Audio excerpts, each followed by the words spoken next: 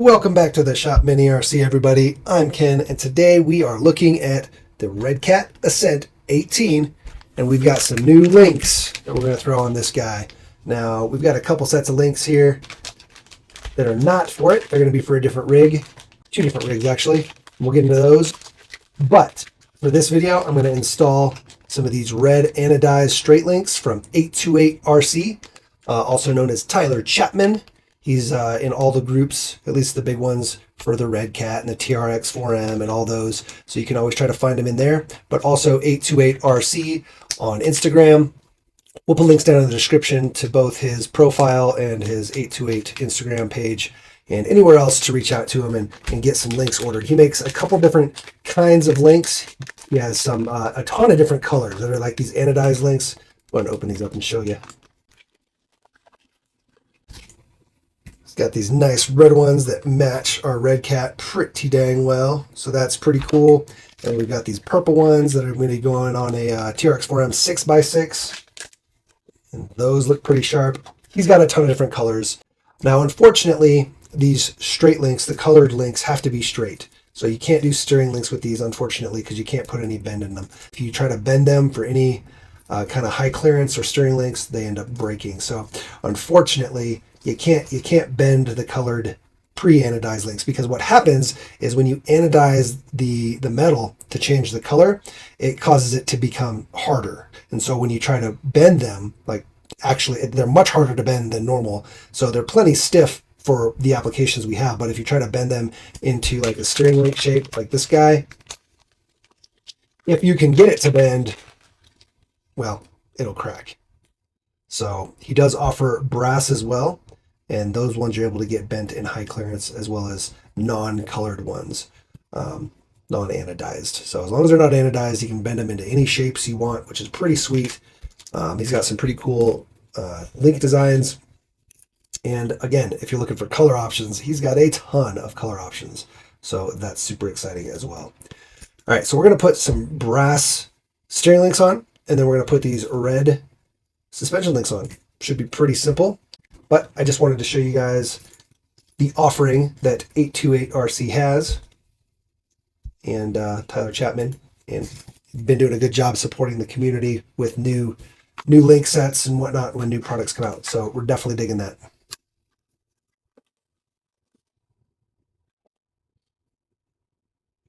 So if you watched our deep dive review video on this guy, we'll post a link right over there. We ended up actually breaking one of these rear links, the stock ones, so we threw some TRX4M links on there. And yeah, they seem to be working. It stretched it out just a little bit, so the links that we have here are slightly longer as well. So we've got two different sizes here. We've got our fronts, which are these two, and then our rears, which are these two. And the rears are just slightly longer, because we wanted to get a little bit of a stretch on it. And yeah, we're digging that. The only problem is with these links is they're a little too long. They're like 5 millimeters over. We went +3s. Now, because these are TRX4M links, and I believe these also use TRX4M link ends, the hardware for the Redcat is 2 millimeters, but the links are 2.5 millimeters. So we're going to show you how to deal with some of that. Nobody out there right now is making links that fit on the Redcat perfect. Whether you get them from 828RC and they're 2.5s versus 2, or you get them from somebody else and there are correct 2 millimeters. The problem with the correct 2 millimeter ones, the balls are too narrow, so there's a lot of side-to-side play. Okay, so at least with the plastic skid and plastic axles, the 2.5 millimeters can be cinched in between the plastic, and it'll still sit on that nice loose ball joint and have plenty of freedom of movement, but you're not going to get the slop back and forth and side to side. Now, hopefully, some of these guys that make aftermarket links, again, the smaller guys, we're not talking about big companies like Injora or Trio and whatnot, because they'll do their own thing, but the guys that are making totally custom links, handmade links, hopefully they can get their hands on some ball joint link ends that are the correct size, okay? But for now, these are going to work just fine. Again, the only thing is if you end up with a metal skid plate or metal axles, you might end up having an issue. But we have some solutions for that. There's ways to shim these and make them nice and snug for sure. All right, we're going to start getting this guy apart. We're going to throw these links on. So first things first, obviously, we pull off our wheels and tires. Then we've got to get our shocks off these link mounts here. I think the easiest way to do this realistically is to actually pull off the whole shock just because of the way these ball ends are on here. So I'd recommend just kind of going in here. Go ahead and get the upper mounts off on the shock. Which kind of sucks. I kind of wish they had a different way of setting up their shocks. You can try to just pull off the link end, but I don't know. I feel like when we've done that, it just is a real pain in the butt to get that ball joint out. So if you undo the top, you can just go through here and you can kind of just bend it out, right? You can kind of do one of these numbers.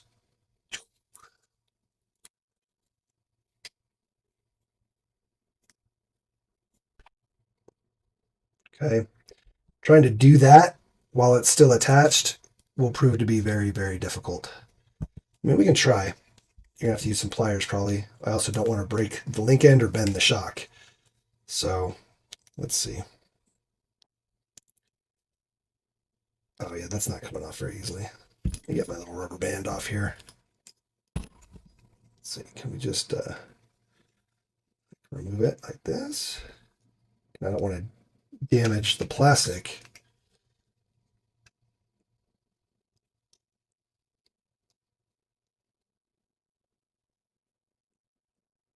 Yeah, that's just going to damage the plastic.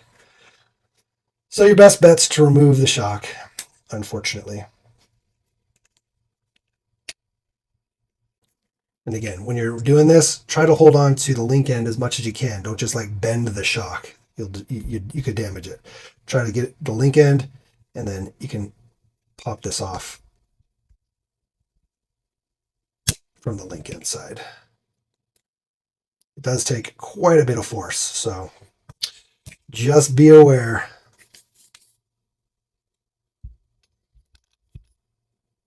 Another thing you could do if you really wanted to is you could just drill a tiny little hole in here. Just enough to get your driver through. That might work. I'm going to try it actually. YOLO. Let's try it. So I grabbed a 5/64 bit here. I know, this is crazy. Kind of don't care because that really frustrates me that I have to pull the whole shock off just to pull the link mount out.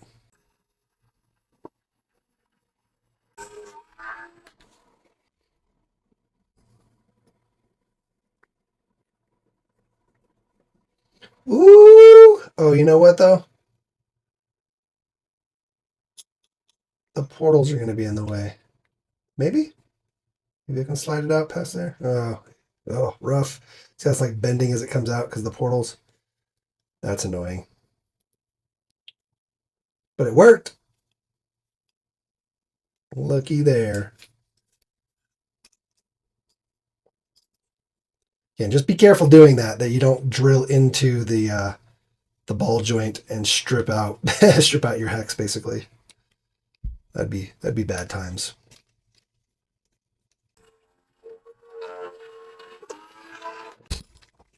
You also got to make sure you're right in the center, because if you're not, your hole's not going to line up with the hex.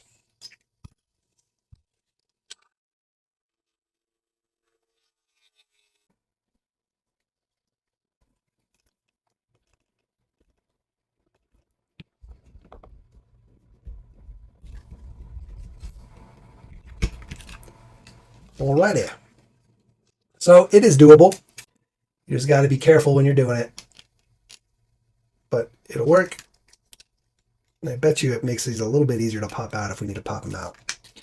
But you can see on that one, I was not directly centered. So I had to make my hole a little bit bigger. Not a big deal. But now in the future, I'll be able to just pull off the bottom ball joint versus the whole shock to change lengths or adjust things.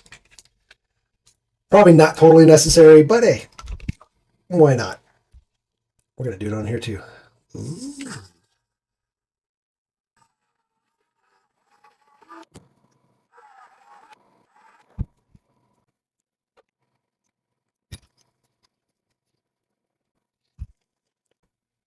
So we just used a 5/64 drill bit to kind of drill that out. Super simple. And then whether you drill it out or not, to get these back in, if you're going to try to get these back onto there, you're going to more than likely have to use some pliers because it is very tight. So just make sure you don't damage the plastic. Just get it on there. And you should be able to just kind of clip it in, push it in. There we go. Okay. Again, you always want to make sure these are nice and free to move. They're not, sticking or binding. Like this one's really good. These bottom ones are a little stiffer just because they're a full cup, but it should be fine. You just don't want it being like super stiff, super stuck. Again, now that we've got our hole in there, we're able to unscrew and screw without having to pop off our shock ends, whatever, ball joint ends. So that's good. That's nice. Now we'll go ahead and take our links out. And these are pretty simple. Again, just the 2 screws for each link. I do want to see if these ball joints will pop out and fit in these. So to pop the balls out, I usually just stick them on a driver that's tapered like this. You can just stick it out on there. And usually just push it right out, no problem. Just make sure you're pushing out the side that is chamfered. See, there's like a chamfered side here versus there. You don't want to push it out this way. You want to push it out this way. Okay. Yeah, it looks like these ball joints are a little smaller, so we're not going to be able to use those in here. They fall right through, unfortunately. So we will need to use the ball joints he supplied, which is fine. Again, the only problem is they're a little bit larger diameter hardware holes. See that? Versus this. You can kind of see the difference there. And the stock is 2 millimeters, and these are going to be 2.5.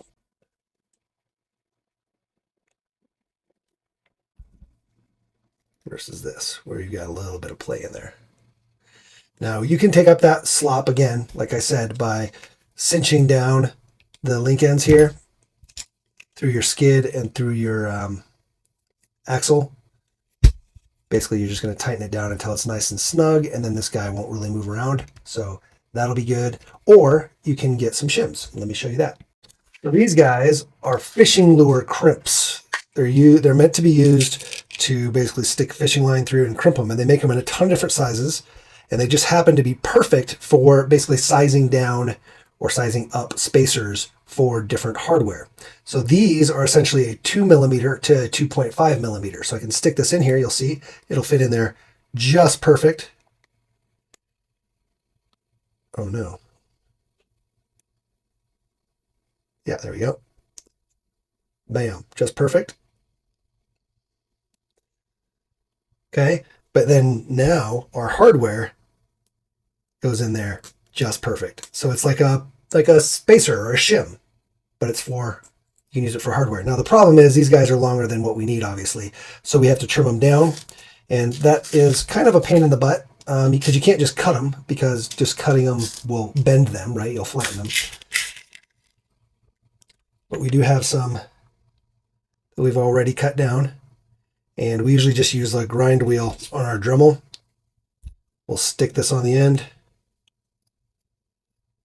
We'll hold it, and we'll use our grinding wheel to Dremel it down. Cut them in half, basically, is what we end up doing.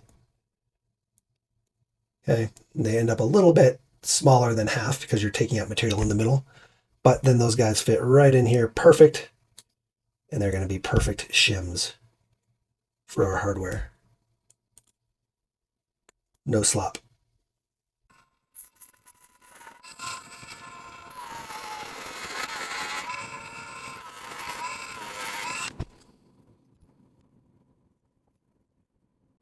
And then I'll basically just clean up the end here.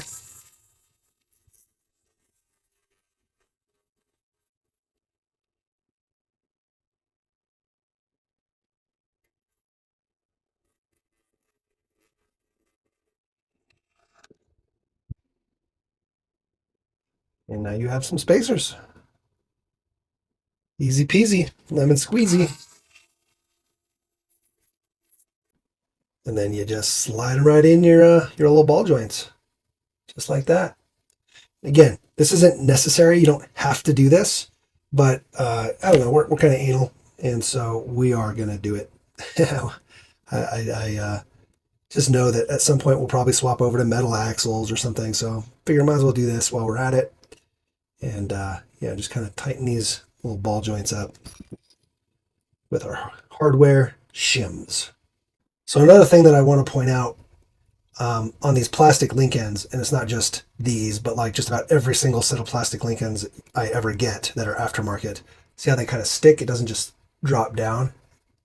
So a way to fix that is to gently take some pliers and line this guy up on here and gently squeeze. You can do it this way too, it doesn't matter. But gently squeeze the ball and the link ends just to kind of compress that plastic a little. And now look at how much looser it is.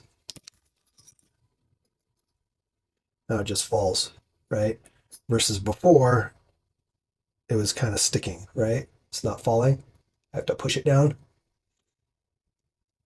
So that gets rid of any kind of binding. And it doesn't seem like much, right? I didn't have to do much. It doesn't seem like it's binding much, which it's really not. It's barely holding, right? Like it's not like it's super stiff or super tight. However, once you have every single ball joint in your suspension system is all a little too tight, you know, this one which doesn't move versus this one which does easily move. So just this, having all of the ball joints tight like this, even though it's not really that tight, causes resistance in your suspension and binding. Okay, so I always, on every set of links, will loosen these guys up. And again, it doesn't take much. It's literally just a little squeeze. You can take it, be patient, just a little squeeze. You're not putting too much in, and then bam, it's loose as that. Super, super free. So definitely do that. I'm going to go through every single one and just make sure it's nice and loose. And you want to do that before you install things, because if you install things and you have your whole truck built out and you don't check for tight linking, like this one's really tight for some reason. I don't know why that one's, oh, this one's even more tight. Crazy. So again, it just depends on the plastic, the link ends. Again, this is not uncommon. It is something I do almost every time I get these plastic link ends and ball joints.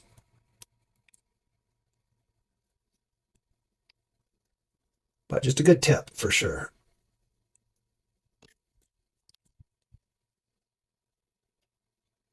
Yeah, see, these ones are good. That one's a little, not much. Much better. And that one's like super tight, like really tight. Again, just inconsistencies in manufacturing, plastic, heat, temperature, all kinds of stuff. And we're good, golden. Last one, well, in our steering links. I also want to show this. These are our uppers on the front, and the one that we have is just a little bit longer, which we wanted. A little bit longer on the top. And what that's going to help do is it's going to push your pinion up and inward, right? To get you more clearance so your pinion's not hitting. If that's how you are stock, getting a little bit longer upper will rotate that up. See? So that's what's going on here. Just a couple millimeters, not much, just barely. Okay. Go ahead and get this installed. We've got our little shims in there. Just go ahead and throw this guy in.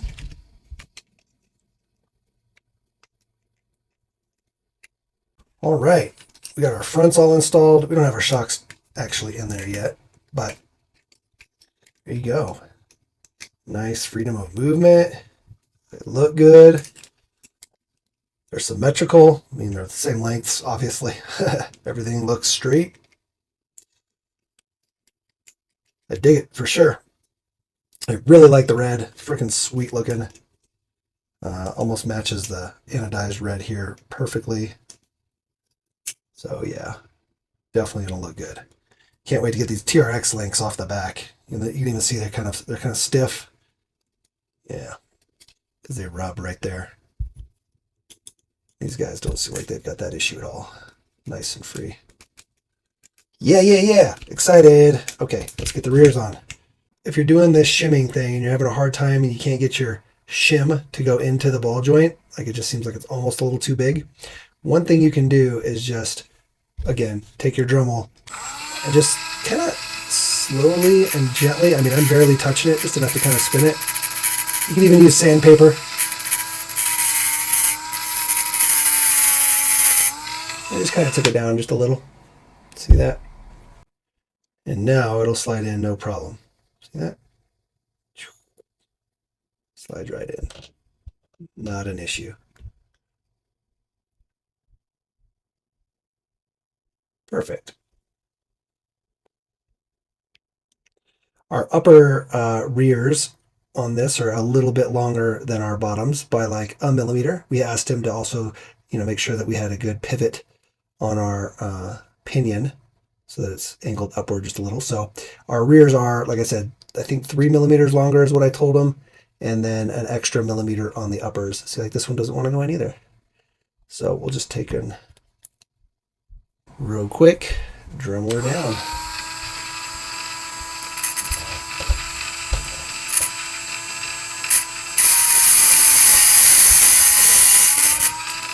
Whoa! It just shot away. I don't know where it went. Good thing we have an extra.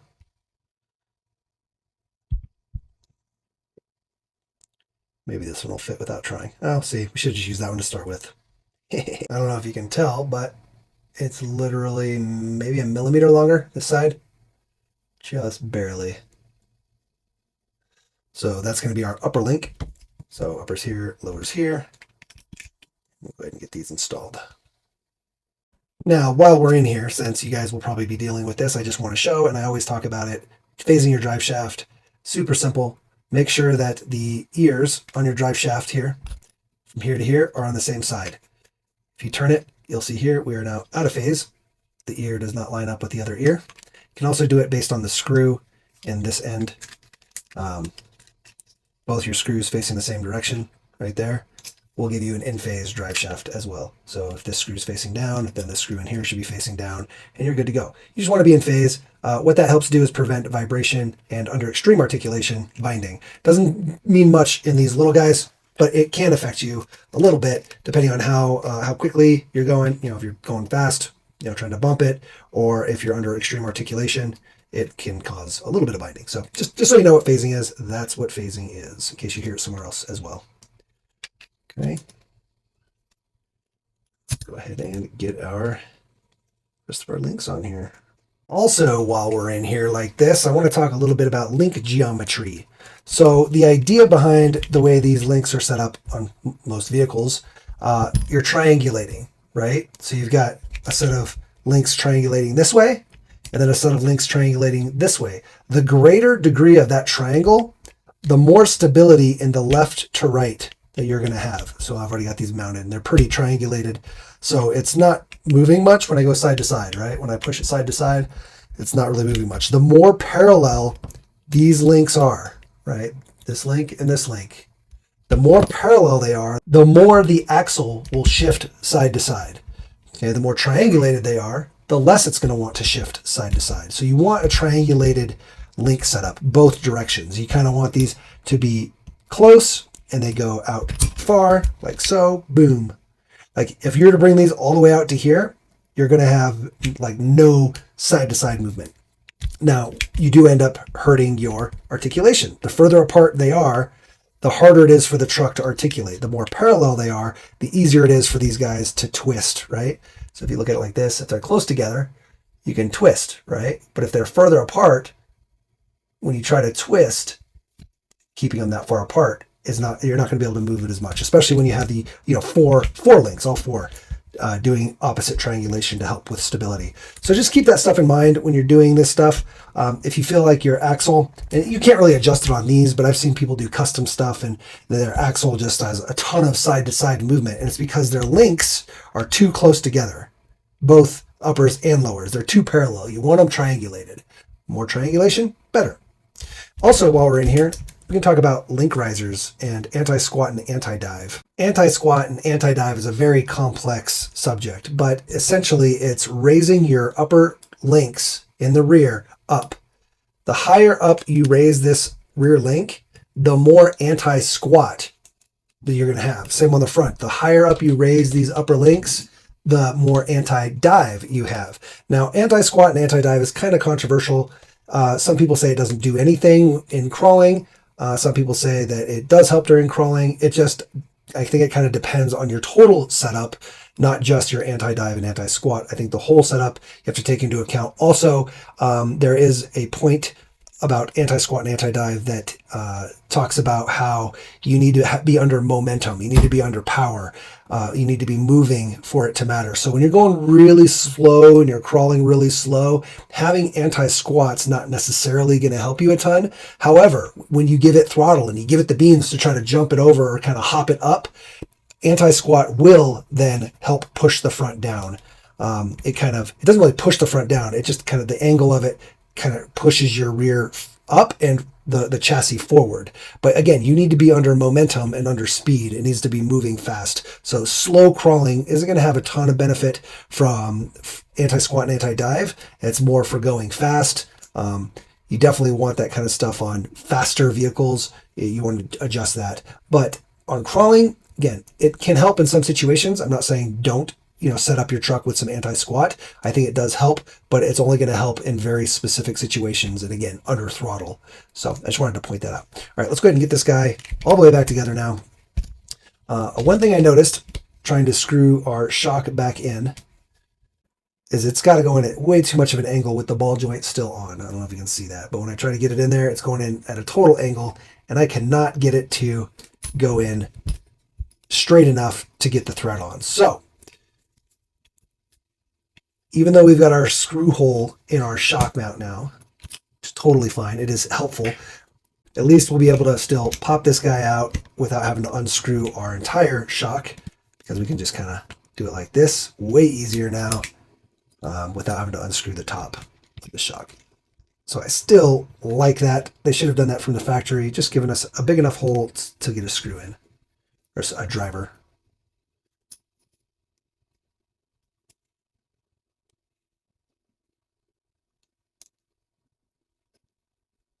There, now we've got some clearance. And we should be able to get this guy in. No problem. Looking good. Now we just need to get our shocks popped back onto our ball joints here, which, again, we have to use some pliers for that. Just like that.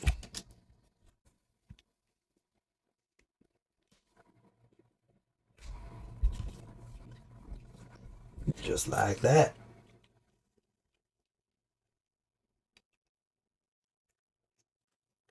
And we'll go ahead and screw these guys back in up here. Then we'll do our steering link.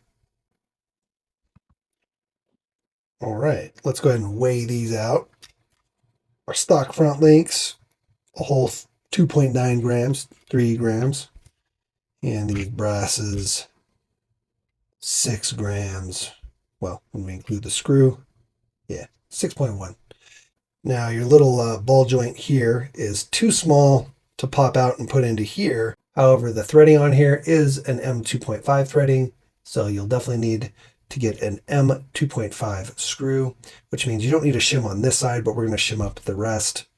But that M2.5 screw by 8 is probably going to be fine, 8 millimeters, as long as it's enough to get through the ball joint and into your steering link, but not hit your diff cover behind the steering link.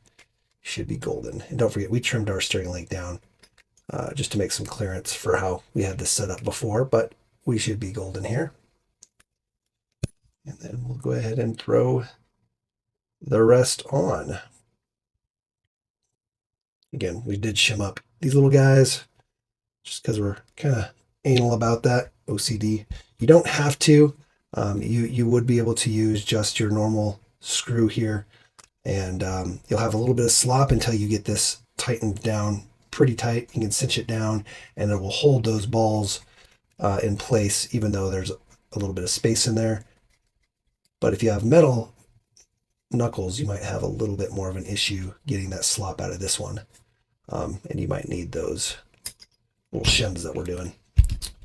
All right, let's get this side in. And then get this guy back together.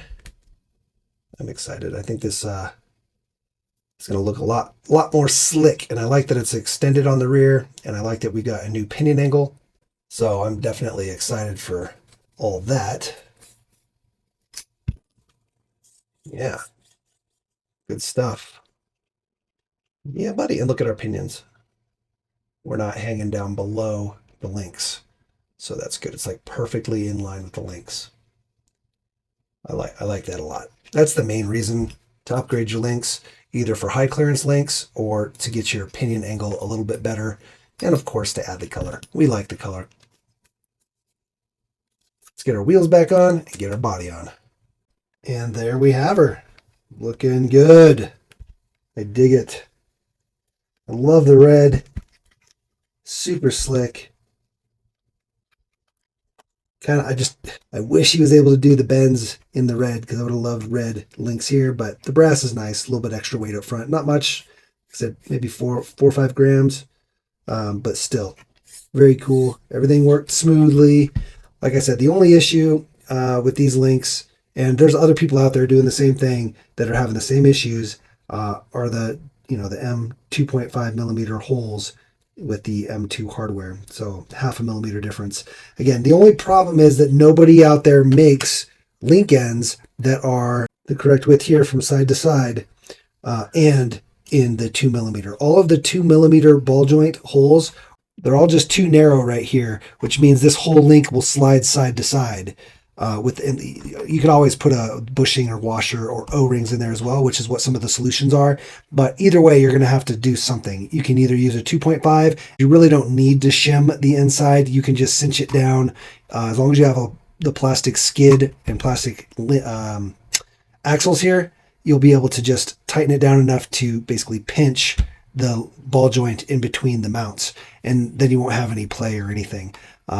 We went ahead and showed the shims just in case, and if you have metal axles or a metal or brass skid, that's a good solution there.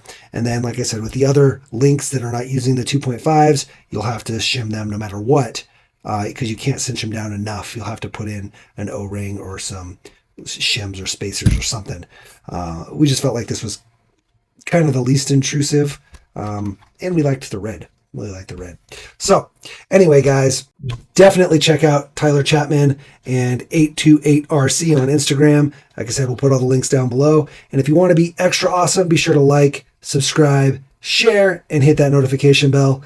Do all those things that you do at the end of videos you like and channels you want to support. Also, guys, support small business. One of the big things about picking up links from guys like Tyler are, they're a one-man show. They're a small business. They're just trying to make cool stuff, get stuff out to people. They're not some huge company on Amazon. So supporting small business is always a good thing. All right, guys, get out there and build something awesome. Build a car, build a course, build a community, and then smash it, crash it, and bash it, but don't break the expensive parts. Peace.